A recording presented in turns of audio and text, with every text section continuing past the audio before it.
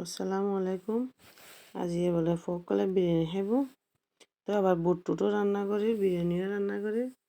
তো বিরিয়ানির মধ্যে মরিচ মশলা যাই যাব সব মানে কোনো বিরিয়ানির মশলা নদী যে গরম দিয়ে মশলা তৈরি করি এবে কিন্তু খুব ভালো স্মেল লাগে, ভালো লাগে এবে এক্সট্রা মশলা নদী আর মাংস টাংস খসানো হয়ে গিয়ে একখানা ভালো করে খসাই ফেললে কতক্ষণ চুলত একদম খুব মানে সফটি বয়ে চলে এলে মাংস ডালও খাইতে খুব ভালো লাগে। তাই তো একদম ভালো করে খসে ফেলে দেন আবার হাতে গিয়া গাছ আছে, ফুলা পাতা গাছ আছে, হগ্গো ফুলা পাতা ছিঁড়ে দিই। তারপরে এখন চল দি ফেলাইম, চল দিয়ে একখানে খসাইলে জিনিসটা খসানোর তো আসলে বহুত মজা হয়।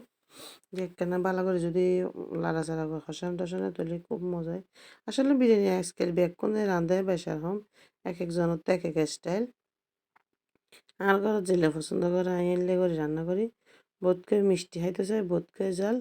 আর ঘরত তো আবার জাল ফাটি বেশি, তাই না জাল একখানে রান্না করুন পরে আবার ধনিয়া পাতা শেষে দিলে আর খোয়া খাইতো না। তো ধনিয়া পাতা আগে দি ফেলাই বেউ ধরাই দিই। এমনি ভাজা এতগুলো দিতে হয়।